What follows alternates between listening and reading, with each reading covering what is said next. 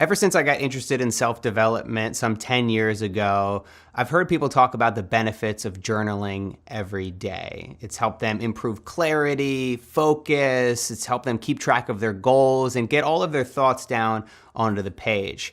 So I thought, why not try it out for 30 days and see if I could see those benefits as well. But if I'm being completely honest, I couldn't help but think that it was complete bullshit. And it was. Until it wasn't. There are a ton of different kinds of journaling methods. You could have a dream journal to track the things that happen while you sleep, a food journal to track everything that you eat, a workout journal to track your gains, and a bullet journal to track your tasks, habits, and prioritize your work. The key word across all these methods is track. By tracking what we do, charting our progress, we're able to see growth where it might not be evident. Day-to-day progress is elusive, and as we easily get knocked off course, journaling is supposedly a powerful way to get a bird's-eye view of our lives. For 30 days, I'm going to be committing to writing free-form for 10 minutes a day to track my overall state of mind, to possibly confront things I otherwise wouldn't, and hopefully to understand and get clear on my own thought patterns. Either great secrets could be unlocked through the power of journaling, or it'll be a complete waste of time.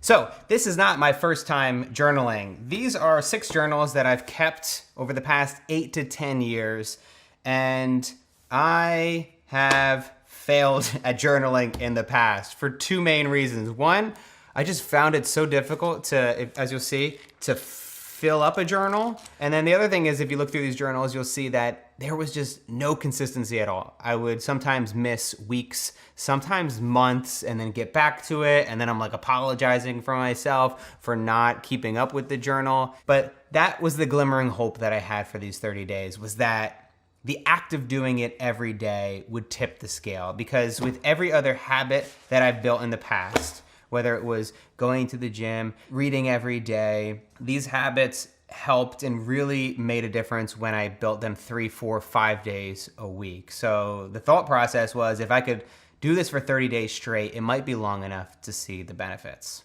Instead of using one of these large Moleskine journals, I decided to use a small pocket-sized journal by Baron Fig, because minimalism. But really, I didn't want to feel like I had to fill up every page, and I wanted to only write a little bit each day. And also, since I'm traveling a lot this month, I wanted a journal I could just throw in my pocket and take with me anywhere. So, I started writing. Each day, I set aside 10 minutes to fill up a few pages. I wrote about my work, the things I'm grateful for, our travel plans, the big move we had planned for the end of the month. Anything that came to my mind in the moment, I'd write down until I got bored. And the boredom usually came pretty quick. As the days went on into this challenge, I felt more and more like this was something that I had to do and not something that I wanted to do. I kept forgetting, saving it till the last minute. I'd be in bed at 10 p.m., journaling out a few thoughts. And that was probably the biggest hurdle, was just finding the time and also enjoying the process, because it did feel like an obligation, something I had to do.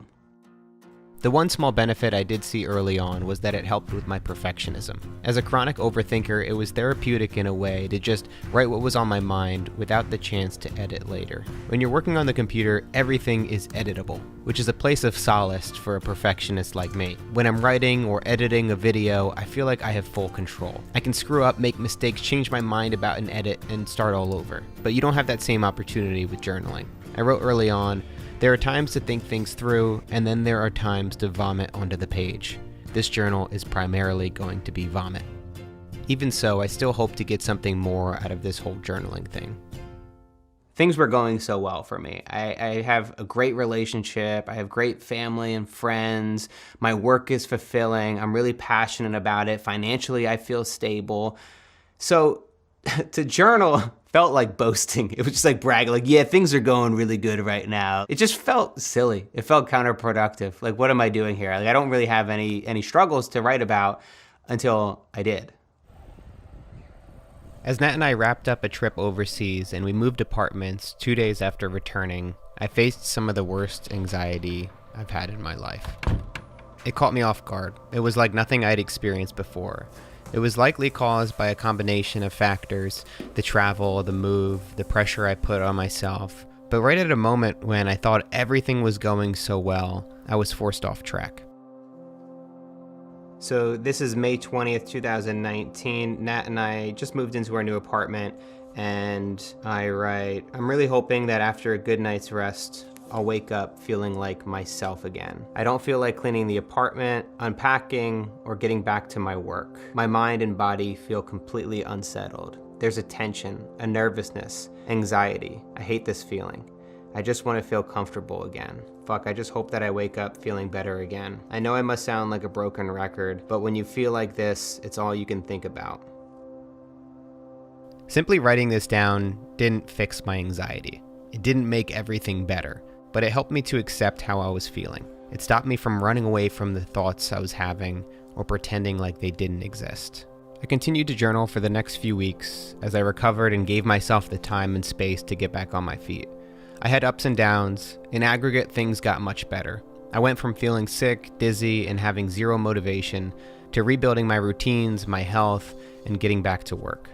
Now recording this a month since we moved, my anxiety has reduced to a light hum. It pops up every now and again, but it's not getting in the way of my life. Among many other things, journaling has been a helpful tool for me to gain clarity when my mental health was at its worst. So, the moment of truth, after 30 days of journaling, would I recommend it?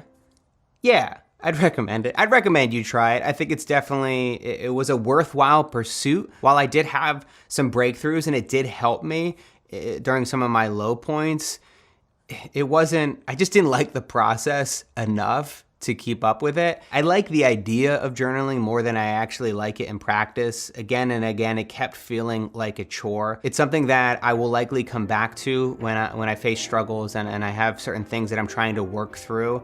But as a daily practice, I just don't think it's something that's worthwhile for me to continue to keep up. Do you have a journaling practice yourself? I would love to hear about some of the things that you've gotten from journaling. Let me know down in the comments below. That's it. Thanks for watching. I'll see you next time.